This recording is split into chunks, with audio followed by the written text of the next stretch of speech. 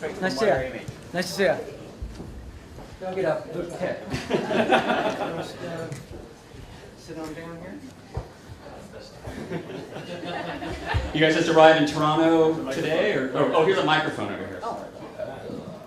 Kind of have to share, so. But you guys probably know each other pretty well, so you don't mind sharing. Yes.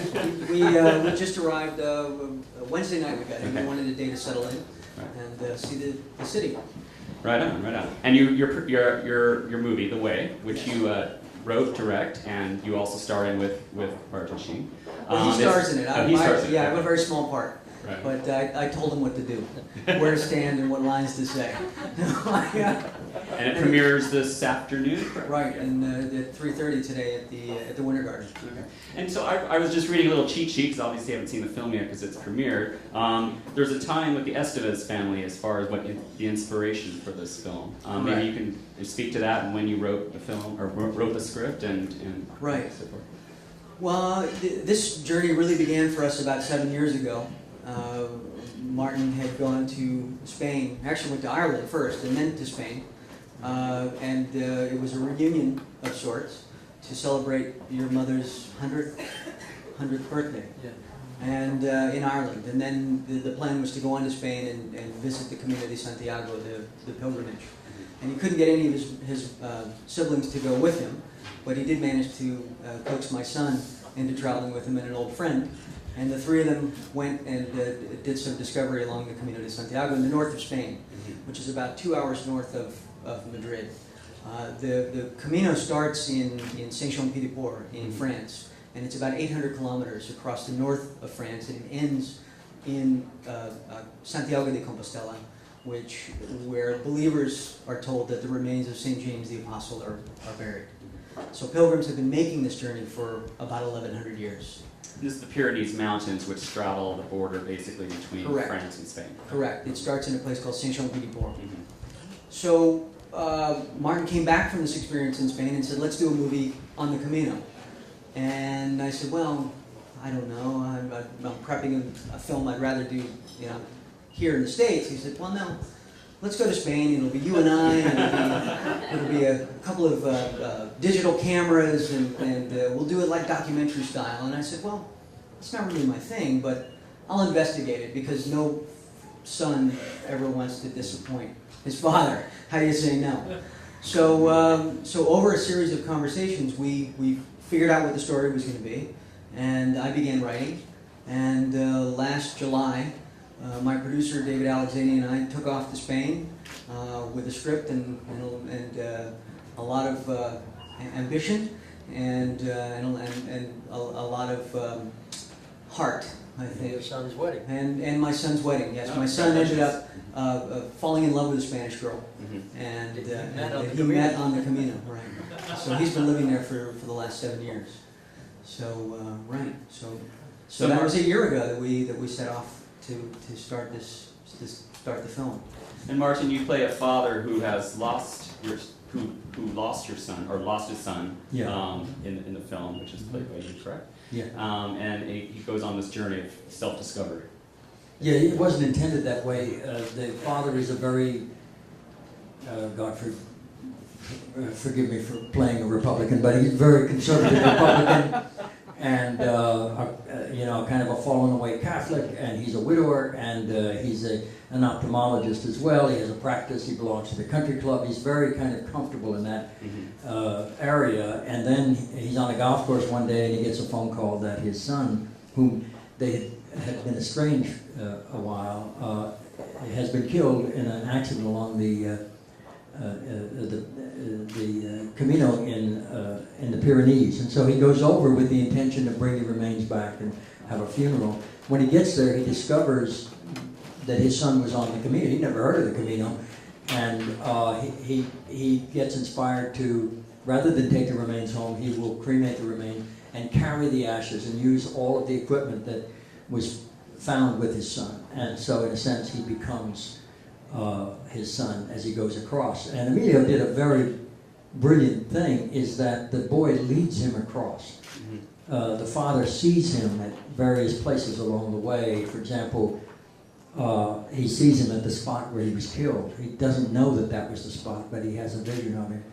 And then later on, he's at a refugio where they're having supper, and he looks down the table, and the son raises a glass of wine to him. And then in another time, he just passes him on the Camino, leaning against a tree. All of the It's not done in a supernatural way. It's just he's just sort of guiding him. Yeah, Right.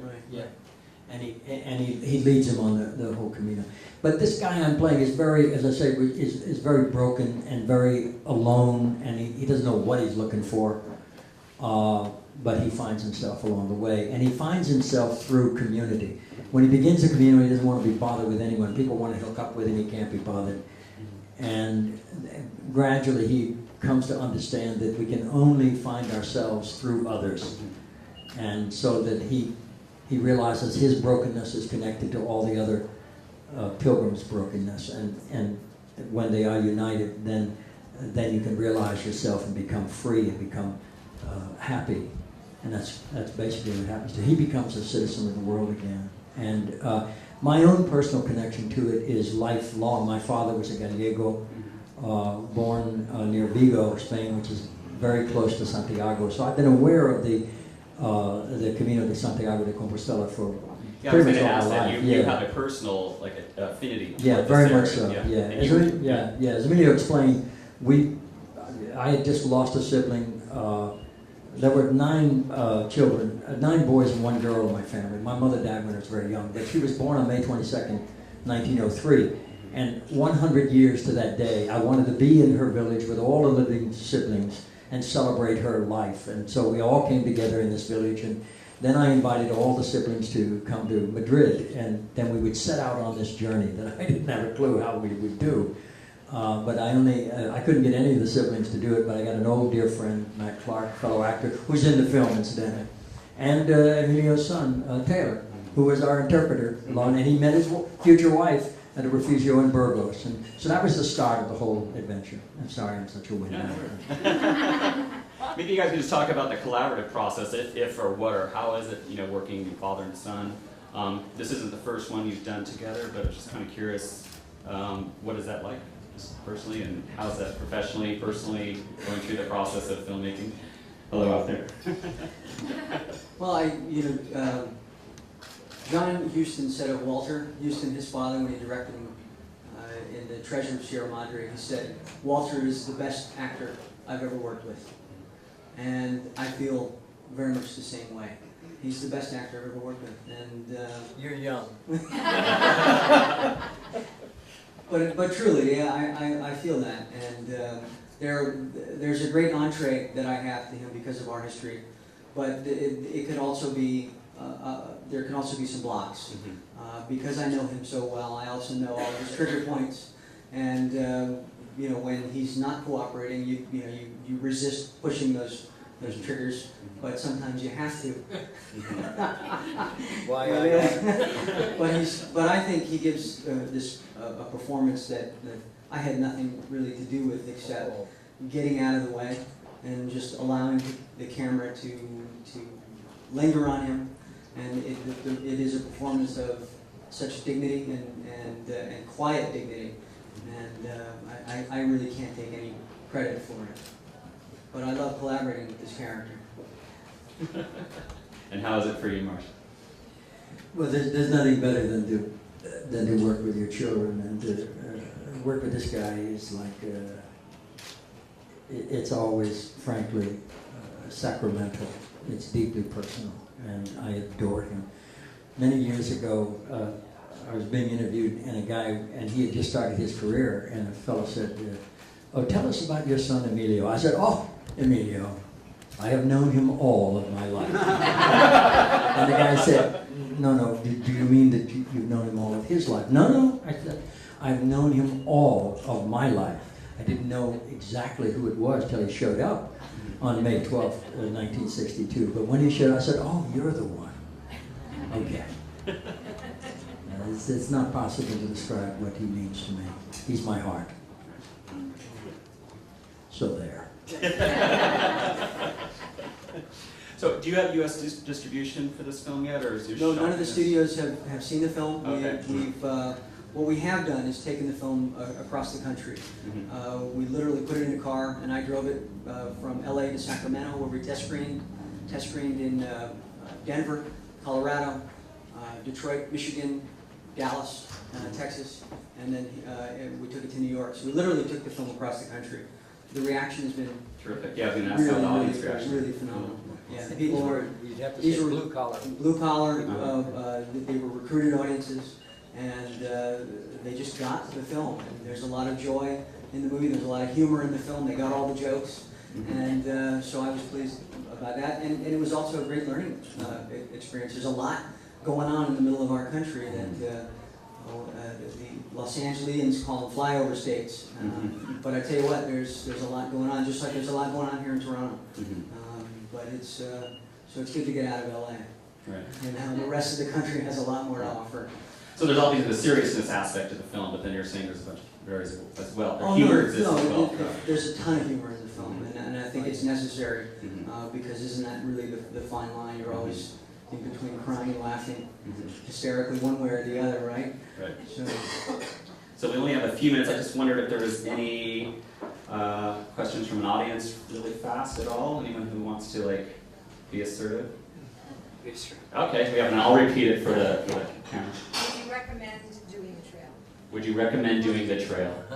I would. I think it'll change your life. Just being out there. So we were out there for about 6 weeks with a crew, and it was not similar to doing the Camino, but because we didn't have the look in the eye that you saw in the Pilgrims. There was a lot of people who had done it. By the time they got to the end, they just had this look of utter fulfillment. There was a spiritual thing going on. There was a peace that each one of them had, and we don't have that yet.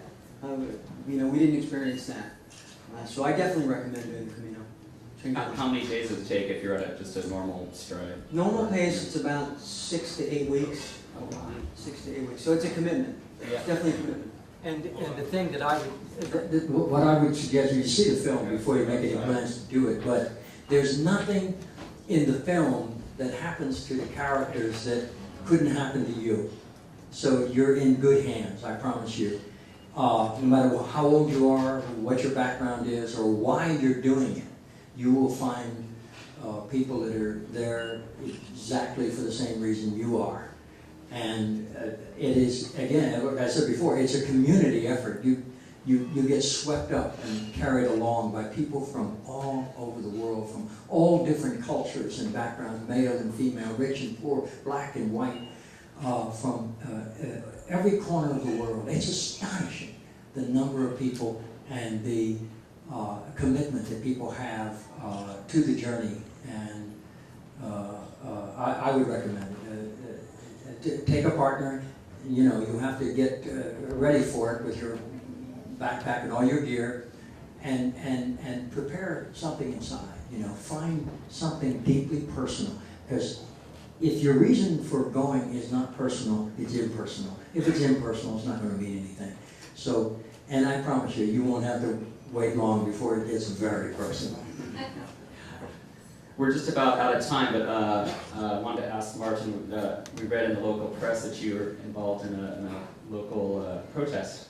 I just wanted to ask you for the last remaining moments. I noticed your button on your lapel there. So I just wanted to wanted you to have an opportunity to do a shout out for Yeah, well, we're staying in the Hotel Fairmont Royal York, and we knew before we arrived that there was an impending action, a strike. So we made it clear when we arrived that if the union wanted us to leave, we would do so. We would never cross the lines if they were set up. The union assured us that it was only if they couldn't get an agreement up till midnight last night, that it would be a 24-hour work stop strike, and that we could stay in the hotel with their blessing as long as we considered supporting them. Well, that's a given. I'm a national board member of the Screen Actors Guild. I have been in the labor movement as a union member of 4 different unions, and an honorary of several others, including the United Farm Workers, thanks to Cesar Chavez. So, you know, I'm never comfortable unless I'm uncomfortable. And I was a whole lot more comfortable on the picket line this morning than I was inside the hotel. It's just a natural progression for me. It's what you do for yourself. You cannot not do that and be yourself, you know. So they're doing very well now, and so I urge you to support their action and find out the facts, find out really what's going on, because you know the cynicism of management these days hasn't changed since I joined my first union. You know, they don't have a clue what's going on in the trenches, and management has never given anything out of the goodness of their heart. It has to be reached in and torn out. There goes his hot water in the morning. And I guess I couldn't be remiss about to ask you, like, what do you think about the fall election in the U.S. that's coming up? I'm just a nice little topic to end. All right, I think we're in for some surprise. I think the Republicans, you know, are very cozy in what they think is coming down, but they oughtn't be so confident. Thank you. Thank you. Did I make it for him like that?